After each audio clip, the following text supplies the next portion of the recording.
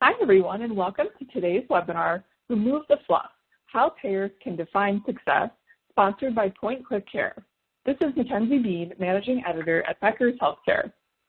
Before we begin, I just want to walk through a few quick housekeeping instructions for our audience members. We'll begin today's webinar with a presentation, and we'll have time at the end of the hour for a question and answer session. You can submit any questions you have throughout the webinar by typing them into the Q&A box that you see on your screen, and we're really looking forward to hearing your questions. Today's session is being recorded and will be available after the event. You can use the same link you used to log into today's webinar to access that recording. If at any time you don't see your slides moving or have trouble with the audio, please try refreshing your browser. You can also submit any technical questions into the Q&A box, as we are also here to help. Today, we are joined by three presenters from Collective Medical, a Point Click Care company. Joining us is Jenna Moody, Director of Customer Success, Amanda Hain, Manager of Customer Success, and Nicole Thunder, Director of Health Plan Solution Design. Jenna, Amanda, Nicole, thank you all so much for being here. We're really looking forward to the presentation. So with that, I'll turn things over to Nicole to get us started. Awesome. Thanks, Mackenzie. Really appreciate being here and looking forward to the discussion today. Myself, Jenna, and Amanda are going to take just a few minutes to answer a couple of questions about kind of who we are and why we're here. So Jenna, I'm going to turn it over to you to give a little bit of background about yourself. Absolutely. Thanks so much, Nicole, and thanks so much, Beckers, for hosting us. So my background and who I am and kind of why I'm here. I'm an orthopedic nurse by training, background for about 10 years. I was actually introduced to the Collective platform in the ED when Washington State adopted their platform during our state's push for supporting ED for Emergencies campaign back in 2014. I then spent time as a customer of Collective working for a major Blues plan, Regions Blue Cross Blue Shield, for some of you that know, where I supported payers and providers in value-based and risk care arrangements using the Collective platform. I currently am the director of the customer success team here at Collective, supporting payers, providers, and risk-bearing entities across our network. So thanks for having us.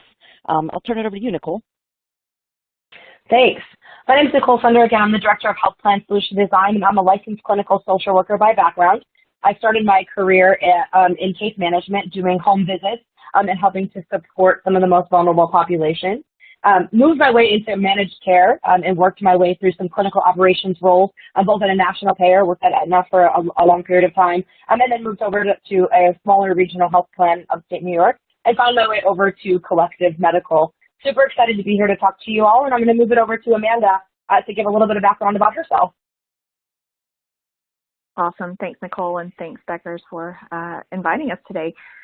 My name's Amanda Hain. I serve as the manager on the East Coast for our customer success team, and also still manage some health plans and ACOs. But my background, I'm an emergency department registered nurse by training, and then went to the value-based space in health plan, where I did some clinical training for Medicaid and Medicare case management.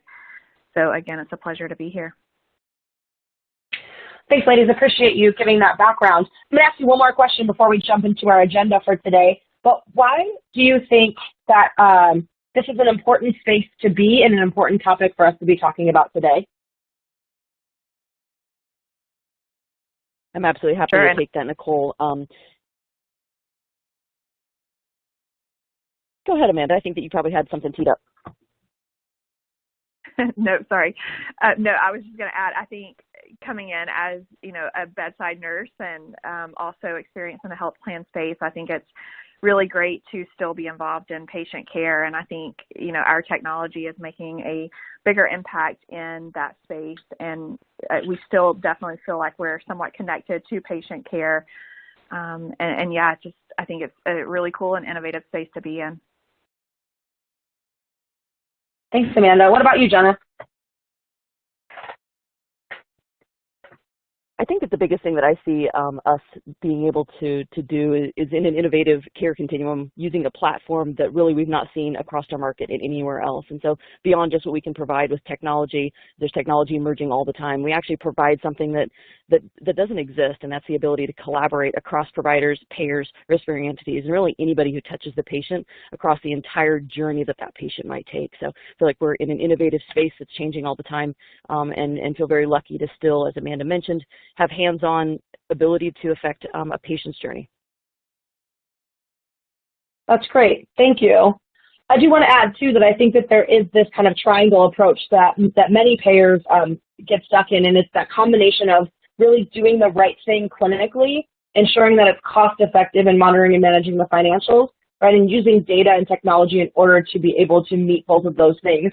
And so recognizing that there is a space to continue to transform, do good, better, best, is something that continues to keep me energized and keep me kind of coming back for more. So super excited to kind of talk about some of those different components today as we move into our agenda. We're hoping that the topics of the discussion today include a couple of things. We really want to help to do a quick overview of Collective Medical's client success team and the framework in which they work and why we think that's important in order to help our, not just payers, right, but our clients overall get to whatever version of success that means for them. We're really focused on how care collaboration becomes a win-win-win for more than just any single entity. We'll move on to how individual clients define success and what that means for their community. We want to outline an East Coast and a West Coast example of kind of what that looks like and some of that state-level support in order to be able to not just define success, but actually execute on it.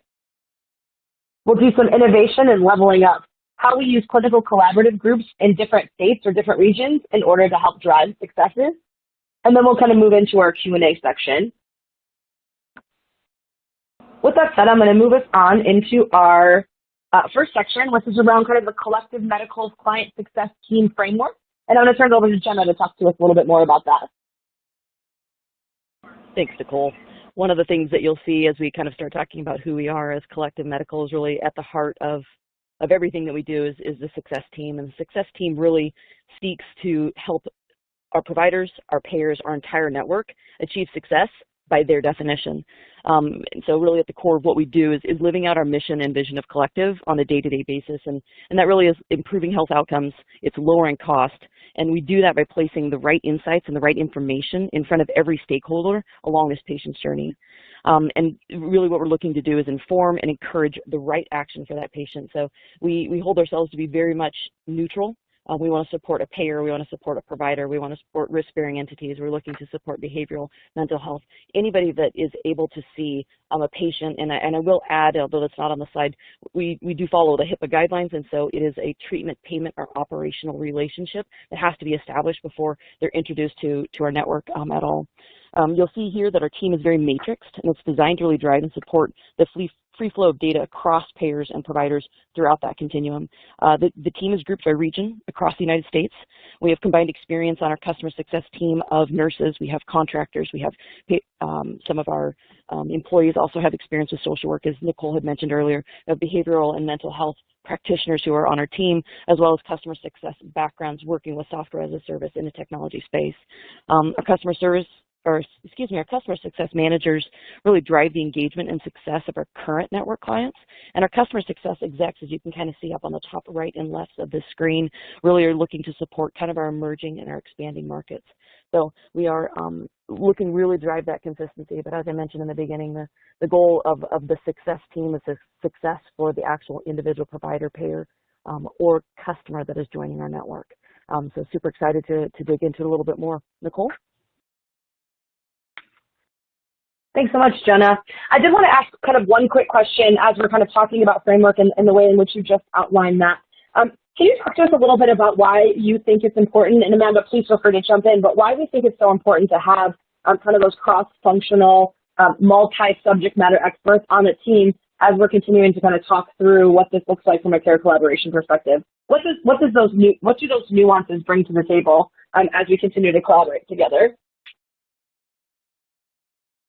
I'll jump in and add a little bit of color and then ask for Amanda to jump in. But the reason why we're looking for such experienced backgrounds and different focused folks to come to the table is, you really need to have that hands-on experience to understand what the pain points are. Social workers and clinicians, nurses who are managing care gaps. So when we have folks on our team that are actually able to come to the table, seeing the world through the lens of the same eyes and having those experiences and the inability to track the patient that's traveling or the patient that's giving multiple phone numbers to come in for their follow-up care. So it's such a valuable added benefit to have the experience of someone who's actually walked a mile in their shoes, kind of in the trenches, trying to do this work, to really see. And then when we're able to highlight and talk about the benefit of the platform, it really resonates. Anything to add to that, Amanda? No, I think you hit it spot on. And I think, just as Jenna mentioned earlier, a lot of us on the customer success team have experience as not only the customer, but now, being able to come to you guys as our clients and new customers to say, these are the workflows that we've seen work really well. And we understand, there's a lot of different teams within your organization that we can help maybe consult and just kind of guide that maybe this is a brand new concept to have this kind of information.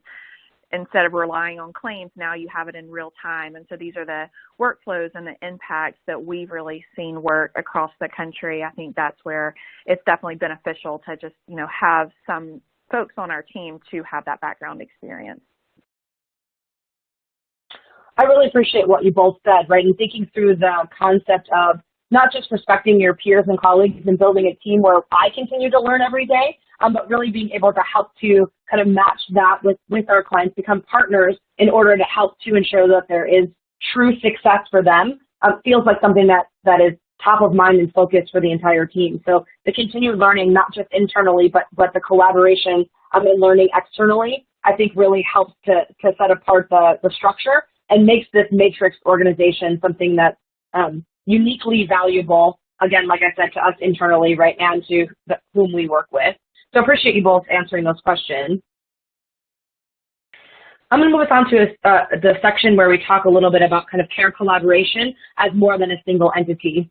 I know we talked about how payers can define success really at the focus, or at least the title and the pull into this webinar today. But what we really wanted to make sure that we highlighted as a group is that we believe from Collective's perspective that in order for any one single entity to be successful, there needs to be some shared success across the board.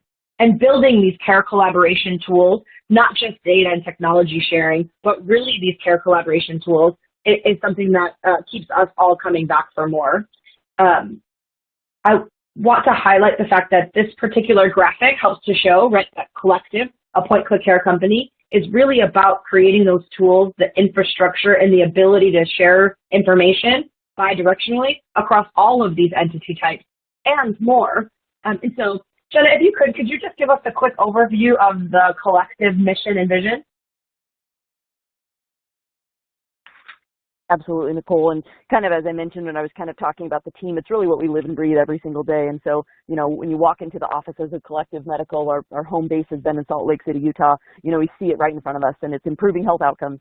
It's lowering costs by placing the right insights at the right time in front of every stakeholder along a patient's journey to inform, to encourage the right action for that patient. So, I will add a little bit to that, beyond just our mission and our vision.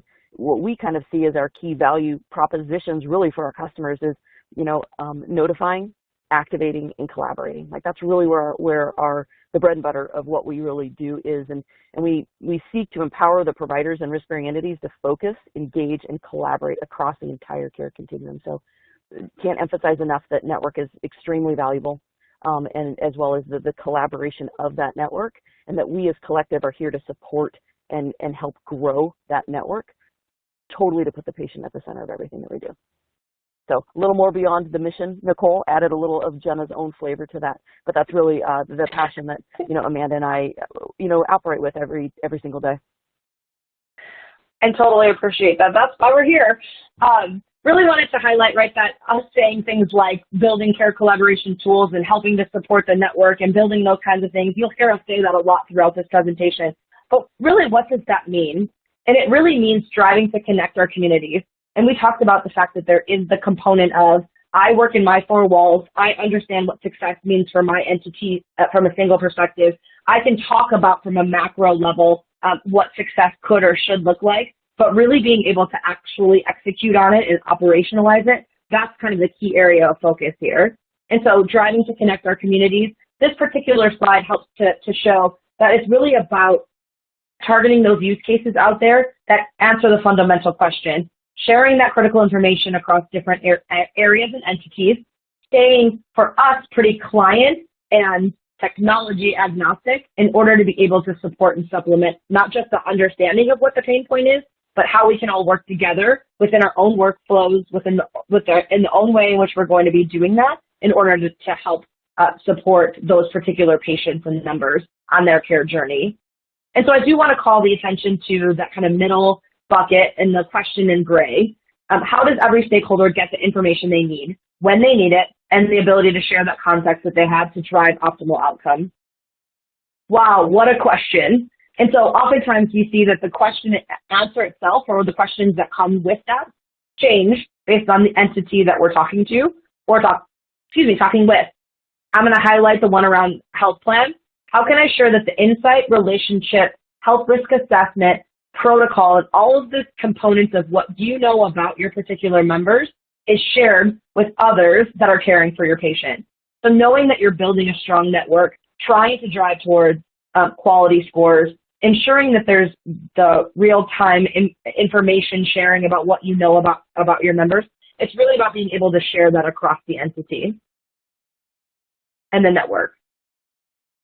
Really from the acute perspective, right, let's take hospitals and EDs as an example, really looking at that same thing and saying, what do I need to know about this patient in order to optimize the clinical outcomes, be able to execute on this person, help to triage them as quickly as possible, and ensure that I'm setting them up for success, whether that be through the discharge and post-discharge. It's really about connecting those pieces of information in a way that makes them accessible, easy, digestible, and actionable for both entities to share that information in the way in which it makes the most sense from a efficiency standpoint for those people who are going to interact with the particular member or patient. And Nicole, I do want to highlight just that. To jump in. Oh, please.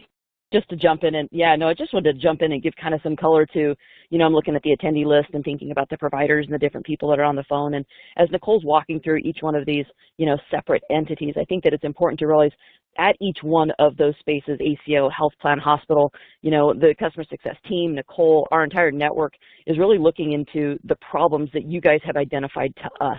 And what are the things that lead to suboptimal care outcomes, and how can we better work? And so as Nicole is, talking about each one of the questions that might come up at these individual spaces, these individual,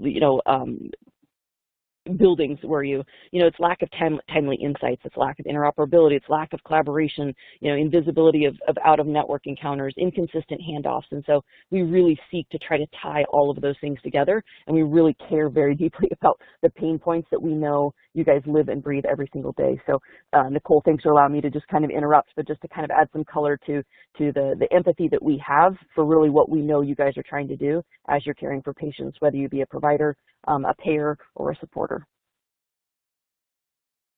Thank you so much for that commentary, Jenna. Super critical to building out the network, building the trust, and sharing of those insights in a way that makes sense for everybody and makes it as effective as possible.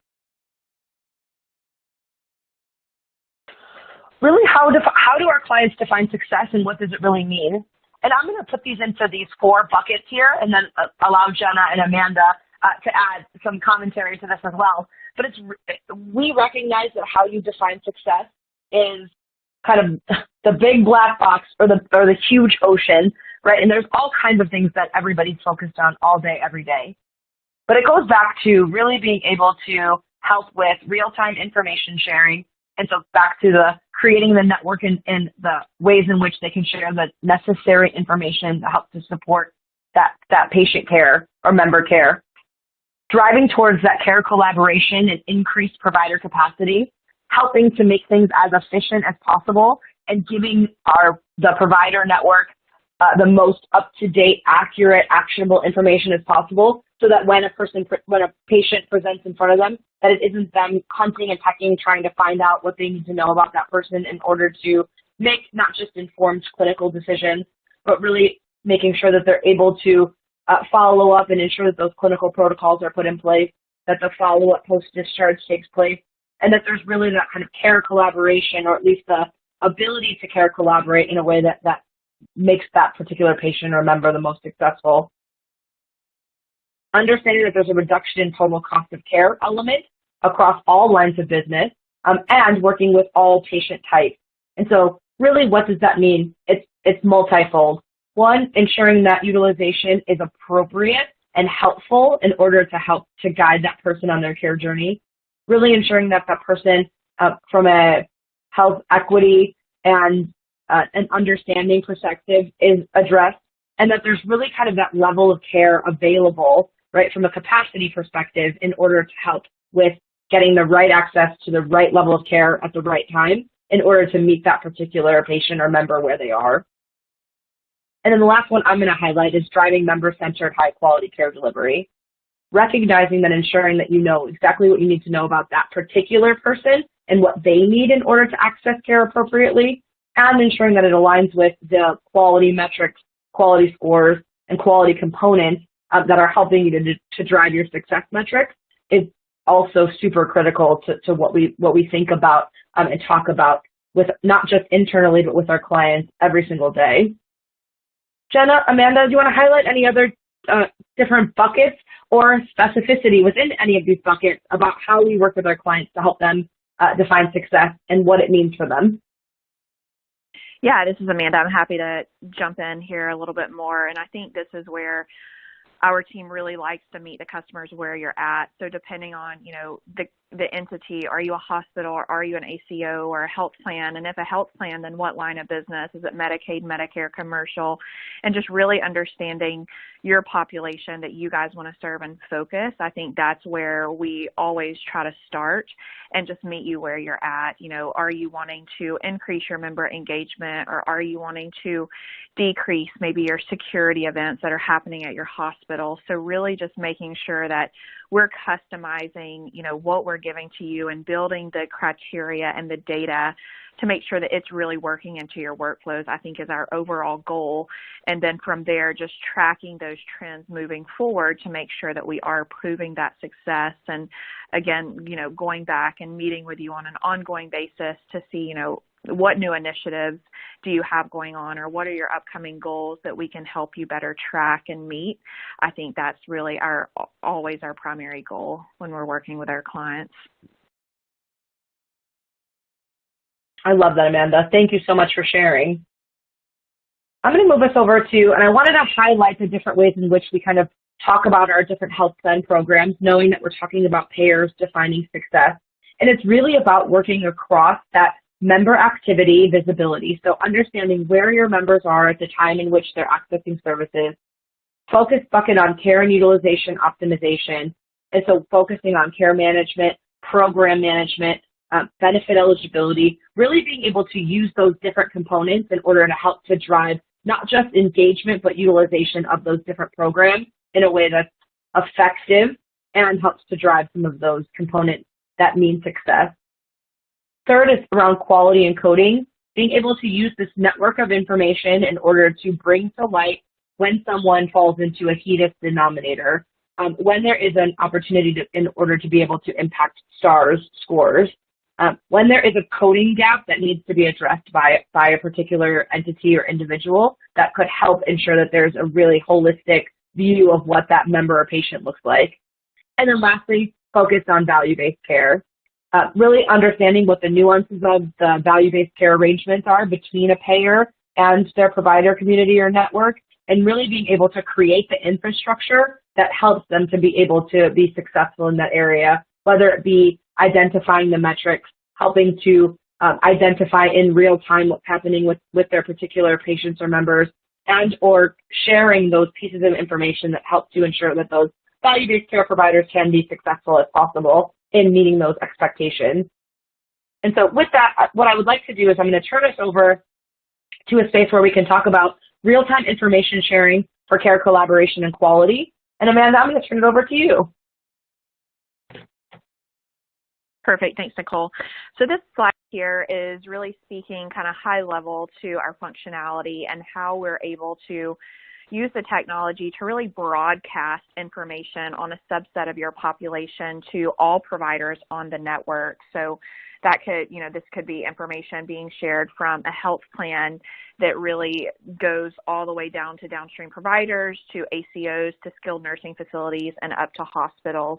And so really the goal here is, again, to make sure, the whole continuum who has that TPO relationship with the patient is on the same page. So and maybe you can go ahead and go to the next slide to just speak a few examples of what that could look like. So again, this could be maybe a health plan has in-home supportive services, and they want to make sure, if this patient presents to the emergency department, that social worker or discharge planner in the hospital is actually aware of what services are already in place in the community. Or it could be around care gaps. So, maybe this patient is due for a mammogram, or they need a follow-up visit within a certain time frame. Then again, this is information, and this is kind of how our functionality helps support those workflows to get the message out, and just to, again, make sure the whole care team is involved and really looped in on that same page. We've also seen examples of, maybe this patient is on a combination of medications that make them more at risk, or maybe they're on Coumadin and they're at risk of bleeding. And so, we understand that sometimes these patients aren't always the best historians. So again, just taking the information that we have at a health plan and sharing that out, or information, that the ACO has on file, and just sharing that out with everyone is really the goal of that bidirectional opportunity that we are able to support with our technology. Thanks, Amanda. I appreciate you walking through kind of those two examples. I think we're gonna turn over to using care insight to drive success. So now that we've talked about the fact that there is a way to not just notify or say, hey, I know something about a person that I think all of the care team should know about, and being able to flag that, and also doing that from a bidirectional standpoint, being able to share those insights or pieces of information kind of across the board. We're going to dive in a little deeper on what those care insights look like and some of the lessons learned that we have in order to help our existing and future clients really be able to use those care insights in a way that make them the most successful. And so it's really about creating the examples of what you can include. And so again, sharing those notifications, flagging people to say, I have a piece of information about this person that will really help you in order for you to do what you need to do for us to all be successful, and really help to drive towards not just engagement and success for that person or member, but really being able to help to understand from a member-centric point of view what that looks and feels like for them. And so as we think about things like collaborative care planning, being able to share crisis plans or pieces of information that could help to drive not just, again, that engagement, but that real-time information sharing about those particular members to keep it as member-centric as possible. You can see here that there's things like creating facts about the patient that will influence care in the emergency department. It's really about helping to understand who they're established with, who they have a relationship with, what it looks like upon discharge, how there is some plan in place to ensure that if they are a high ED utilizer, what the plan is in order to help to ensure that that ED utilization is decreased, and that they're back connected with their ambulatory provider if appropriate. Sharing actions or verbiage, that patient responds well to.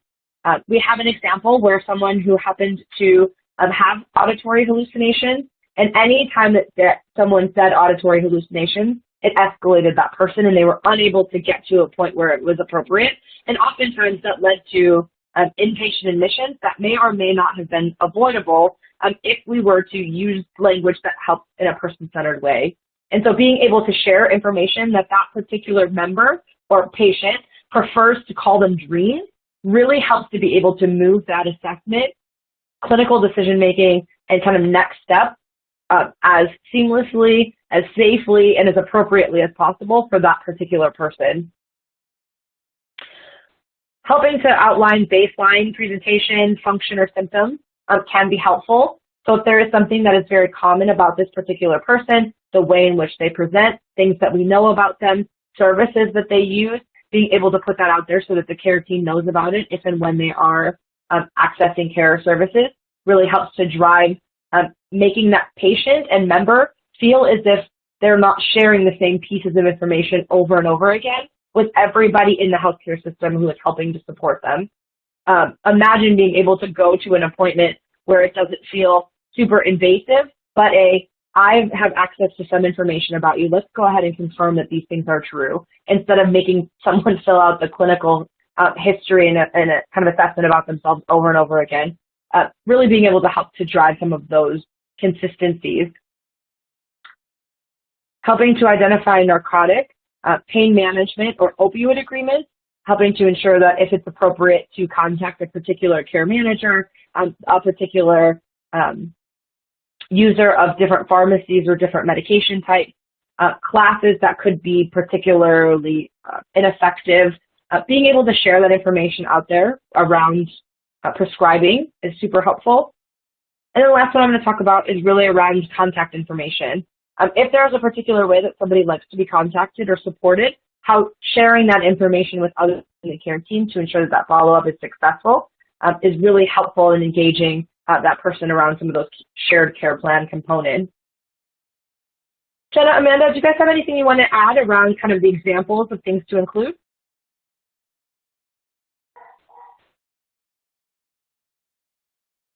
I think you did a great job of kind of giving an overview, and we will emphasize the fact that a lot of these decisions are made kind of from a statewide, a collaborative, or a network.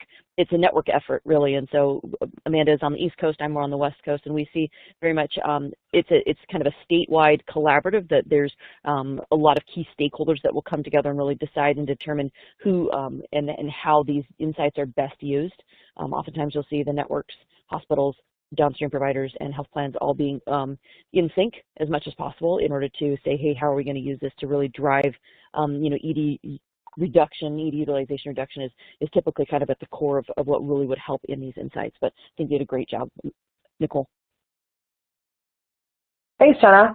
I'm excited to talk to everyone today about some of the impact that we've seen on these care insights can use both on ED utilization and on some readmission avoidance.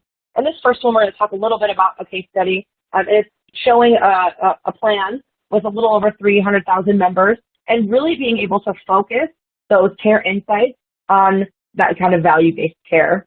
And so being able to author those care insights and share those really member-centric pieces of information that help to drive that actionable activity had a significant decrease in the ED utilization for their particular population.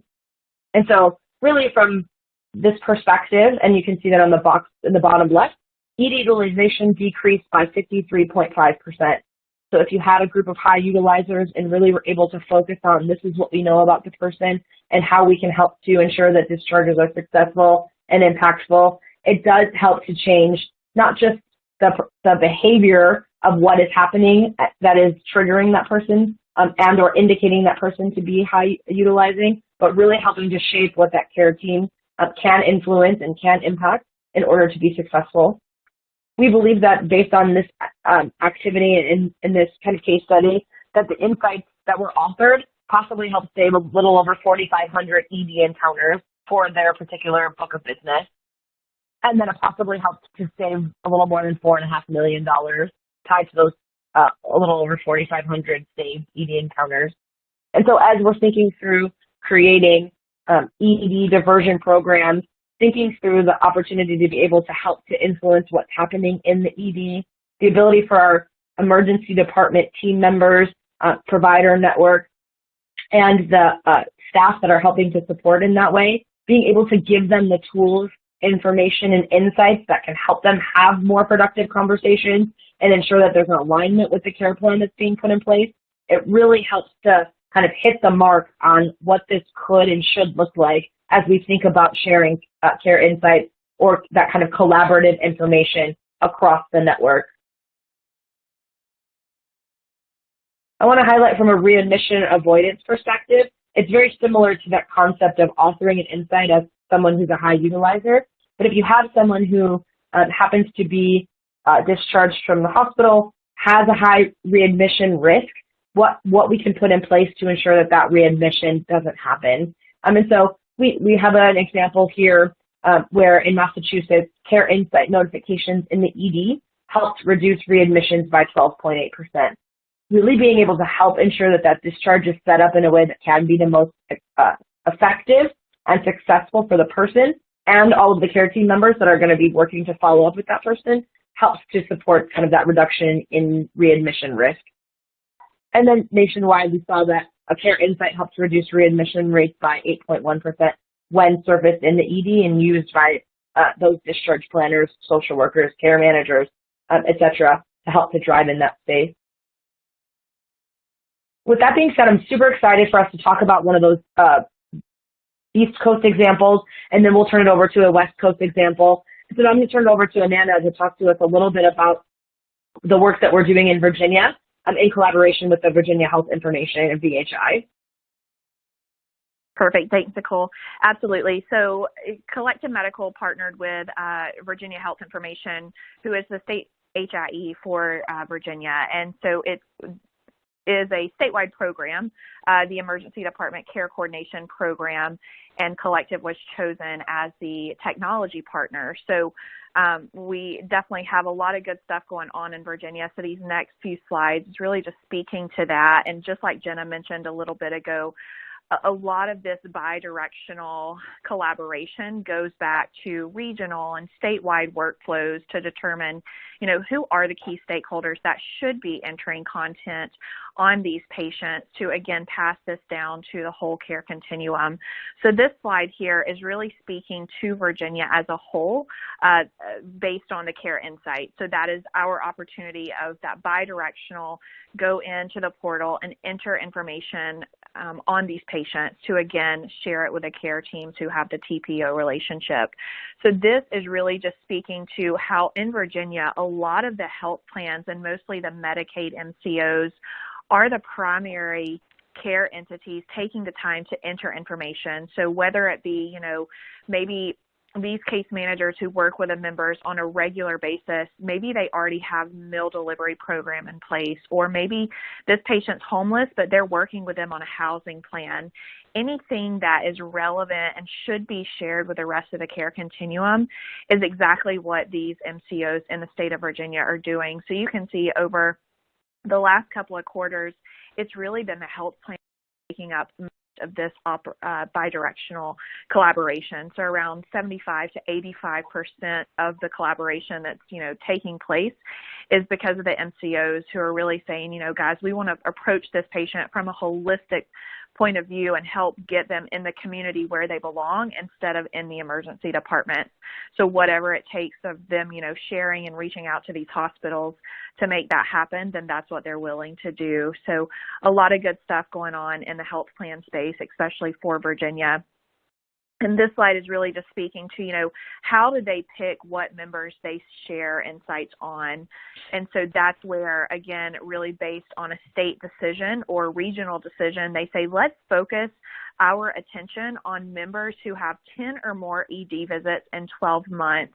So a lot of the MCOs in the state of Virginia, they have medical rounds where they will, identify their highest utilizing members to say, how can we get more creative, present these members to their medical rounds, and then their medical directors will actually weigh in on the member population and say, let's go back and enter a care insight and say, these are the services we have in place. These are the opportunities that we can make, available to the member, but let's broadcast this to the whole care continuum. So if maybe a downstream provider is already working with this member, they know what we already have in place. Or if the patient presents to the hospital, they know our case manager's contact information, so they can call us and work with us in real time. So we can say, hey, you don't necessarily need to be in the emergency department right now, but let us come and pick you up and take you to one of our MAT providers who, can get you what you need. So a lot of good stuff, again, just showing the reduction of how, entering those kind of care insights has drastically decreased that utilization across the state of Virginia. And then lastly, this slide is really a case study that was published in the state of how a community service board had partnered with Anthem, one of the Medicaid MCOs in the state, to again get creative on this population and to say, a lot of these members are high utilizing, but a lot of times it's around social determinants of health. So how can we partner? How can we come together as, again, the care continuum and get these patients where they belong? And so recently this CSB actually qualified for a grant around $800,000 to help better serve their homeless population. So again, the goal here being just get these patients where they belong and get these resources out to them in the community instead of them just constantly going back to the emergency department seeking that assistance. So with that being said, I think I will go ahead and pass it over to Jenna for some West Coast examples.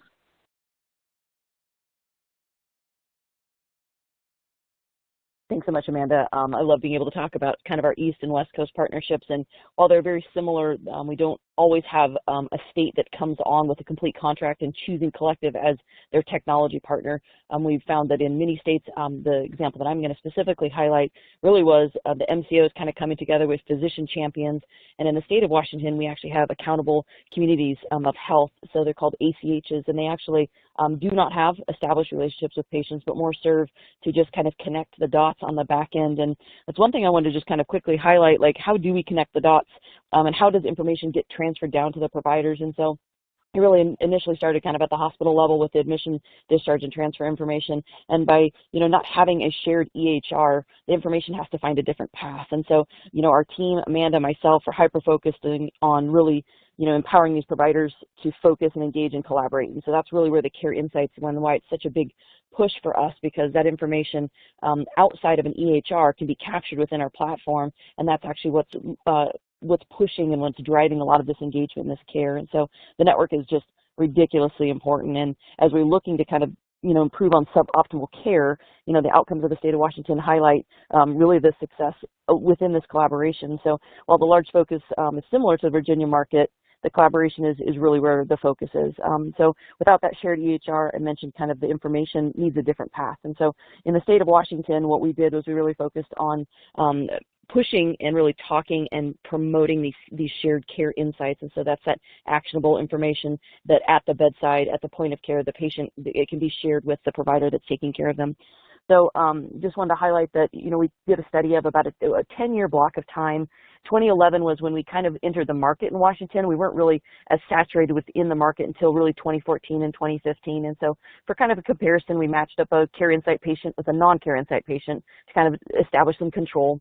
And then just kind of to distill it and get past a very wordy slide, we really were able to match and find that about 13,000 care insight patients, and we were able to kind of look then at the ED visit outcome. And so what you'll see on this very busy slide is really a couple of things that I just, want to highlight is that a majority of the insights were authored by a provider, which from Amanda and myself, who were clinicians as well as had experience at a health plan, it's extremely valuable to us that it's the provider, because we really feel like that is, where we want to really support. And again, we don't share how we think it should be worked, because we just want to be successful through the eyes of whatever customer we're talking to at that time. But really the provider is the one that's taking care of that patient. So we do have a very few in the state of Washington where there's actually the payer providing the insights, but the insights that you're typically seeing from a payer are patient has benefits available, or, and what we really encourage is a direct number. So we're not sending these ED providers to a 1-800 number that they could find off the back of a card, but truly something that can be actionable. We typically support a care insight with a 24-hour, say, a crisis line. There's some behavioral health providers that have a crisis line, and so that care insight will say, patient has an assigned behavioral health care coordinator, please contact Jane Smith at 425-800-0000. So it's extremely valuable. But what I wanted to call out here is that of the insights that were authored, while a majority were by providers, it was either in the hospital or an outpatient setting. And just kind of the overall takeaway that, patients with a care insight across the board had 0.77 fewer ER visits, and that actually increased than when there also was a care coordinator as well as a hospital insight that was authored by a provider. So just again, speaking to just the ability that we have to really improve that suboptimal care and increase outcomes in the state of Washington. We see this also in quite a few of our other markets. I know we highlighted 2 specific ones on opposite ends of the nation, but we're driving a lot of this through kind of some other ways and collaboratives that I know Nicole is kind of going to jump into, but really as we collective seeks to support, we're always encouraging for collaboratives to kind of come out of the woodwork, and become established in many different ways, whether that be state-run, whether that be ACH-driven, or whether that be also kind of CCG or clinical collaborative groups that I think we're going to kind of get into a little bit next. So, Nicole?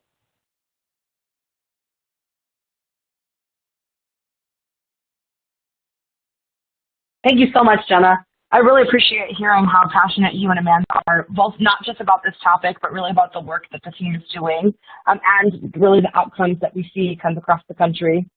I do appreciate us moving on into the clinical collaboration group, and want to highlight, again, back to Jenna's point, we talked about 2 very state-specific examples, but really thinking through not just the movement of patients across kind of that care continuum and using them within their own community, but what that looks and feels like across the country. And so to the point that was made, if we have hospitals and MCOs that are on our network in Washington and in Virginia, if someone was to travel from Virginia to Washington and happen to access services, then the folks in Washington at the hospitals would be able to see the information that has been authored and kind of correlated and summarized from the work that's happening in Virginia. And so as we continue to build out kind of that national network, being able to see people who are moving throughout the care continuum and across the different entities in our own country, the ability to be able to bring that all to light is something that we think is super exciting. And as we talk about some innovation and kind of leveling up, just wanted to kind of keep that at the top of everyone's mind. We've talked about all these amazing things, right, that are not super easy to do. If they were easy to do, they would already be in place. And some of them, right, are, and some of them are not. And so what does that mean to help to support a clinical collaborative group? And how does the clinical collaborative group help to support kind of getting from where we are today to where we want to be? And so again, as Amanda had talked about, and I think she highlighted in Virginia, the really effective clinical collaborative group that's happening, it's really about identifying the population of focus where all of the entities across the care continuum can feel some of the pain in order to create a process, identify resources, and really be able to come up with a systemic and sustainable way to drive engagement, not just of the providers, the MCOs, the members, et cetera, but really making sure that we're highlighting not just single entity successes, but then again, driving towards that kind of win-win-win. And so being able to do that in a way that says, here is the group of people that we want to work on, and this is the things that we're going to do in order to ensure that that success happens. And so it's a combination of sharing data on the population. In Jenna's example, we talked a little bit about really being able to share contact information, eligible benefit, ways in which those specific insights drive towards workflow that help to close the gap that was existing in that kind of communication and collaboration infrastructure. Setting goals in conversation, right, between different entities that say, we are committed to working on X. And X could be things like ED diversion, reduction in ED utilization, readmission risk, addressing social determinants of health. It's really about coming together to say, we as the hospital, we as the ambulatory providers, we as the behavioral health clinic, we as the MCO, we all agree that this is an area of focus, and this is how we're going to help to address some of these issues that are impacting the entire care continuum and driving towards difficulty within the community in order for them to be as successful and healthy as possible. It's an opportunity to share best practices, work in a group, and be able to evaluate those processes, goals, and success metrics. Something that we have found is the ability for collective to assist in turning up or turning down the dial as it relates to that collaboration. So as we have the entities come together and really drive some of that conversation and focus around what makes sense in order to help to have the biggest impact, being able to help to turn the dials and make sure that everybody's getting the information that they want and need in order to be effective is something that our success team has been extremely diligent about supporting in collaboration with others at Collective Medical who believe that this is the wave of the future in order to help to support kind of that healthcare transformation. I want to highlight an example, and then I'm going to actually open it up for see what we can do about some Q&A. And so one of the examples that we want to highlight that addressed via our clinical collaborative group is really around an example in Massachusetts. There was a single patient living with a behavioral health diagnosis that had numerous emergency department encounters, 48 ED encounters in 1 year. And so really what ended up happening is that particular person, the ED care management team met with the outpatient care management team and put a collaborative plan in place to say, whenever this patient presents to the ED, please contact the outpatient care manager instead of connecting the patient with the ED's behavioral health team. So really ensuring that there was that consistency, the efficiency, the effectiveness in a way that helps to drive that collaboration. That intervention, really sharing those details about this plan across all of the entities that were on the network helps to ensure that every single time that person showed up in the ED, that particular outpatient care manager was contacted and was able to help to follow up in a way that felt the most appropriate for her. Over the following 9 months after that plan was put in place, the patient had only 12 ED encounters, which was a reduction of almost 75%. When the patient did present, that length of stay was reduced from more than 6 hours to less than 1 hour in most cases, as the care manager was able to intervene and show up shortly after the arrival. And so really being able to help to link those two things together and helping to support ensuring that happens as a success not only for the hospital, the ED staff, the outpatient care manager, right, the MCO, and most importantly, that specific member. So bringing everybody together in order to focus on particular patients like this really helps to really try to help to drive in that direction. So appreciate the time and energy to kind of work through our presentation. Mackenzie, I'm going to turn it over to you to help with some Q&A. Wonderful. Well, thank you all so much for such an informative presentation. For our audience members, if you have any questions for our presenters, please feel free to submit those now by typing them into the Q&A box you see on your dashboard, and we'll try to get through as many questions as we have time for. I already had some good questions rolling in. The first is, can you address payer pre-certifications and delays in discharges when medically stable? I appreciate that question. This is Nicole, and I'm happy to take a stab at it.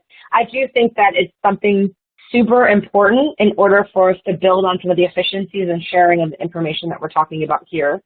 I will say that pre-cert and some of those components is about sharing some of that real-time information and being able to reconcile notices of admission and making sure that the plan knows exactly when that person is presenting and some information about what that presentation looks like.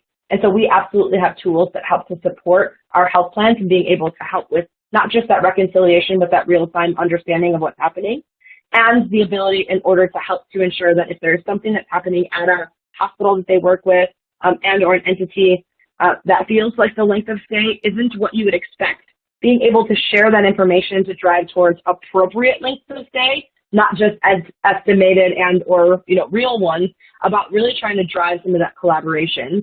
And so oftentimes it's correct. It's about not just data sharing, but really understanding what the perspective is and why it's taking a period of time longer than what would be anticipated to ensure that that kind of appropriate level of care is being used to help to support that person. And so there are definitely stories and ways in which we can help support in that space, and would be happy to talk to whoever submitted that question a little bit more about that after our conversation today. Great. Thank you for elaborating on that, Nicole.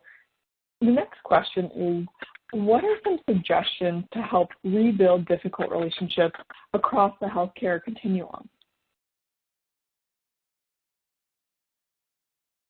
I'll start and let Jenna and Amanda jump in. Really ensuring that we're helping to identify the individual entities' areas of focus and then work together to try and drive collaboration to create that win-win. I think it's really something that oftentimes we may be saying things in a little bit of a different way, using different terminology or vernacular, but always trying to help to support in a way that helps to win-win-win for everybody. And so I know we talked a little bit about kind of that clinical collaborative group, but really using those kinds of conversations to take it from a macro single entity view to that more macro view, knowing that everybody who's coming to the table is really trying to work with enhancing and making their communities better, supporting and driving towards member-centered health, ensuring that it's effectively supportive of a cost-effective or total cost of care perspective, and really trying to drive towards not just value-based care, but high-quality care for their members and patients. And so using those things to drive some of these conversations has proven to be very successful in the past. Jenna, Amanda, you want to add anything to that? Yeah, no, I think you had it spot on. I think it definitely just comes back to understanding we have a very complicated healthcare system that our patients, have to navigate through, and just understanding and working together across the care continuum to really approach that, as a holistic operation to say, let's get this patient where they belong and where they need to be. And instead of looking at it in a more competitive view, I think is most helpful there for sure. Fantastic. Appreciate you both weighing in on that question. We have another audience member who is asking, are there particular quality measures that you found health plans being able to influence by using collective medicine? Thanks for the question, Mackenzie. I'm happy to kind of jump in. This is Jenna, just to kind of take a stab at that. I'm beating the drum on the network, and the network really is where the value is found in being able to, move the needle, close the gap, whatever phrase you might want to use to kind of identify that. But we have found some quality measures that are we're particularly good at, I would say, and a lot of that has to do with our downstream providers. And so 7-day follow-up from ER, that's a big focus of getting that patient in for that 7-day follow-up after a discharge has been a huge focus of a lot of our health plans as well as our providers. And there's also a newer metric that has really taken front stage for us, kind of that transitions of care. So as a patient is moving, and that's really what at the core of who we are as collective, it's that care continuum. And so transitions of care, as you can imagine, as a patient is handed off from left hand to right hand to then down the street to then to another provider, like what happens with that patient? How can we make sure to track and collaborate and collect all that information to one place so that patient receives really what they can. So those are kind of a couple of the highlight metrics that we really have been focusing on. We also have, as Amanda mentioned earlier, the ability to affect really any of the HEDIS quality metrics as long as we have that network in place to really support that collaboration. Absolutely. Thank you for elaborating on some of those metrics. I think it's helpful for our audience members to hear. And it looks like we have time for about one more question. This audience member is asking, do the lines of business matter when using these care insights or sharing information? I'm happy to take a stab at that one and then let either of you kind of chime in. I do think that there are nuances that come with lines of business, and we have seen that across the network and the different MCOs and health plans / payers that we've worked with. And it's really about trying to understand what the population of focus is, really trying to understand what influences and impacts total cost of care, and how a population level assessment, as an example via NCQA, really helps to highlight what's going on in that particular line of business and ways in which you can use that to drive towards setting your goals, working towards these collaborative successes, and helping to engage in conversations that help to address those populations of focus or areas of difficulty and concern. And so some of the examples that we've seen in the past is really around Medicaid as an example, high or frequent ED utilization patterns or social determinants of health impacting their utilization patterns. Working with some of our Medicare-specific lines of business, really around transitions of care between acute and post-acute utilization, understanding what those influences look like when someone happens to go to the hospital, is discharged to a skilled nursing facility and ends up either staying in that skilled nursing facility or the ability to be able to discharge home. How all of those transitions impact and influence what information is helpful to be shared, in order to make that as successful as possible. And the last one I'm going to highlight is around a commercial population, really about kind of focusing on those avoidable visits or their kind of high cost claimants, like lengths of stay or frequency of utilization, being able to highlight kind of diagnosis-focused programming to help with those kind of not just avoidable visits, but program-specific support to make sure that those populations kind of understand what's happening and how to best utilize services. And so those are some of the nuances of the line of business specifics that we've seen. And with that, Mackenzie, I'm thankful for you asking those questions to us today. Of course. I mean, I want to thank you all again, Nicole, Jen, and Amanda, just so much for your time and thoughtful insights. And also thank you to Point Quick Care for sponsoring today's webinar. I'd also like to thank our attendees for taking some time out of your day to join us. I hope you all enjoy the rest of your day, and we look forward to having you join us for future webinars.